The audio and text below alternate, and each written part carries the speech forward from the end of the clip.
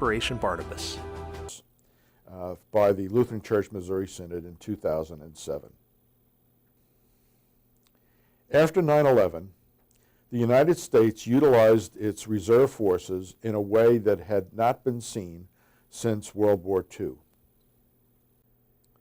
As a result, many of our pastor chaplains, pastors of congregations who were also military chaplains in the reserve forces, were mobilized at to an ever greater degree.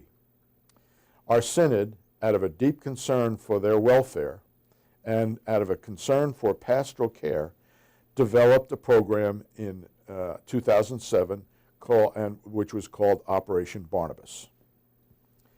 Operation Barnabas takes its name from Saint Barnabas, who was a witness, a missionary, a healer, and a support companion for Paul. As a matter of fact, he played a very prominent role in the very early stages of the development of the church. Oftentimes, he was even mentioned before Paul as part of the ongoing effort to bring the gospel of Jesus Christ to all people. Slide. It's important for us to understand that our motivation for conducting Operation Barnabas within our synod and within our congregations is that it's a faith response to God's great love in Jesus Christ. Operation Barnabas is a faith response. Jesus continually stresses the importance of caring for one another, bearing one another's burdens. We find, for example, in John 15, Jesus very directly declaring how important it is for us to love one another as he loved us.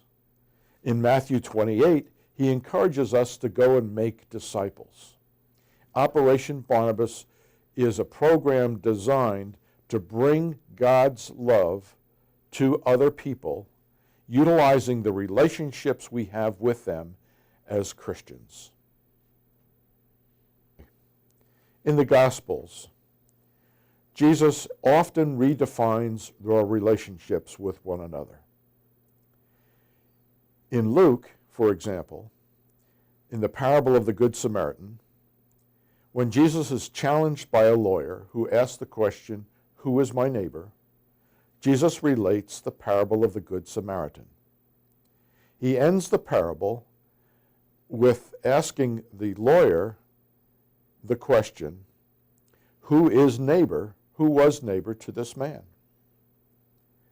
And the answer was the one who showed mercy. Jesus redefines the nature and character of our relationships with one another. We also find in other areas of the Gospels, Jesus, for example, is hanging on the cross, and his concern is for the welfare of his mother and of his disciples. Again, redefining relationships. He says, "John, this is your mother. Mother, this is your son." Okay. And then in Matthew chapter 25, while Jesus is talking about the end times, we find Jesus concluding that section by stating, "As you have done it to one of the least of these who are members of my family, you have also done it to me." Jesus continually redefines relationships and brings us into a new dimension of caring for one another because of his love for us.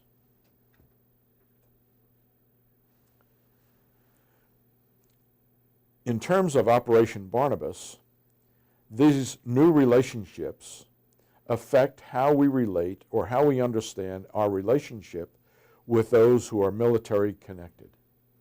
And that is service members, both active and reserves, veterans, and families, both immediate and extended. And let me talk a little bit about that further.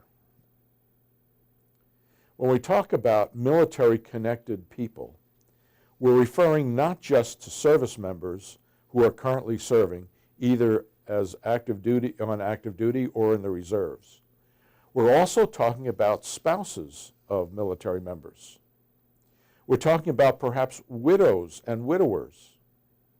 We're talking about parents and grandparents. We're talking about siblings, friends and neighbors, caregivers of service members or veterans, and even contractors. What I'm saying here is that there's a vast constellation of relationships that are opportunities for ministry in expressing God's love and care through our services and support of a whole host of individuals we may not have thought of before.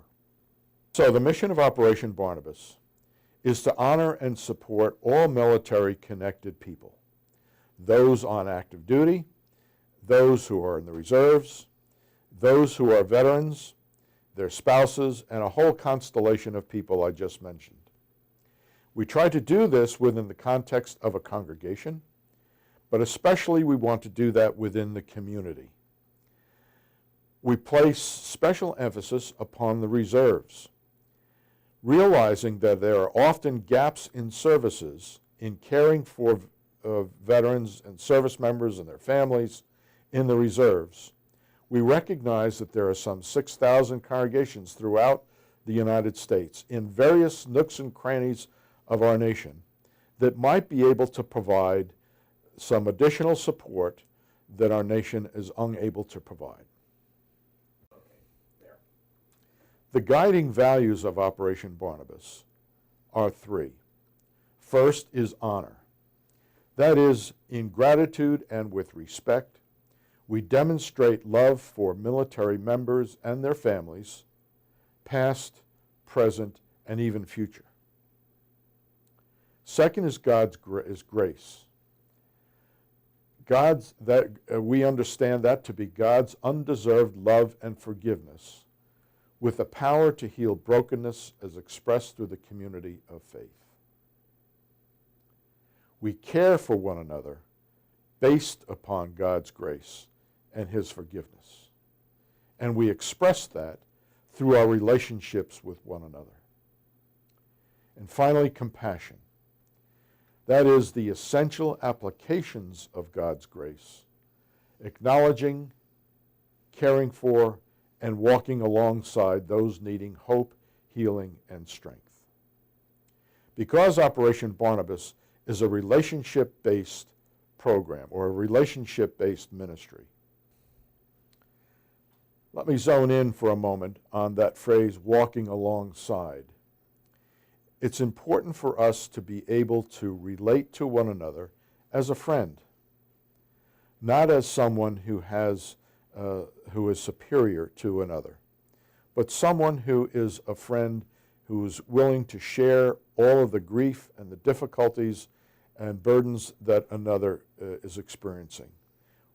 We do that as a friend, not as a clinician. So we consider Operation Barnabas then a real mission opportunity, that we care for service members, veterans, their extended family, and also for chaplains who are serving in our armed forces, all of whom need your help. It is important for us to understand that Operation Barnabas is somewhat unique in that it's a ministry of caring for others through our relationships with them. As a result, Operation Barnabas is designed to have some specific characteristics which aid congregations and individuals and other entities in their caring for people in their community. First of all, Operation Barnabas is a flexible grassroots ministry. It's not something that is imposed in a hierarchical top-down mode. Rather, it is intended to be led by laypersons. Pastors need to be involved and know what's going on, but the primary emphasis and drive should be from laypersons. Next, it is relationship-based, as I mentioned. We care for one another by who we are. As Christ's own brothers and sisters, we care for one another like we're family. Operation Barnabas is also designed to address specific community needs. Every community is different and has its own unique characteristics and its own needs. What works for one community will not necessarily work for another. And so, therefore, congregations and other entities need to take into account those specific needs in that specific community and to develop that ministry around those unique community needs. Next, it is important to tailor, Operation Barnabas is tailored to utilize the unique strengths and assets of congregations. Just as each community is unique, each congregation is unique. Each congregation has its own assets and abilities to carry out a particular kind of ministry, a particular kind of caring. And so there needs to be done some examination of what a congregation has in terms of its assets and abilities to be able to apply those to the unique needs of military-connected people in their congregation and in their community. Basically, Operation Barnabas is a network where we offer training, resources, and support for congregations and other entities for individuals in helping them to care and support and honor our nation's veterans and service members and their families. In speaking about congregations, there are two levels of participation in Operation Barnabas by a congregation. The first and entry level is called an Operation Barnabas congregation. That is a congregation that has events and may be internal oriented. That is, there may be some honoring of vets during a worship service. There may be public prayers that are said for worship, for service members and their families. There may be some sending or receiving ceremonies for deployed service members. There may be a static display of past and present service members in the narthex or in the hallway. And there may be a Ministry of the Armed Forces Sunday.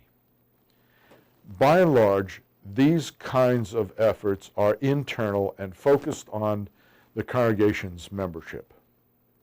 The next level is an Operation Barnabas chapter. A chapter is more structured and ongoing. They meet on a regular basis, and there's some long-term planning that is done.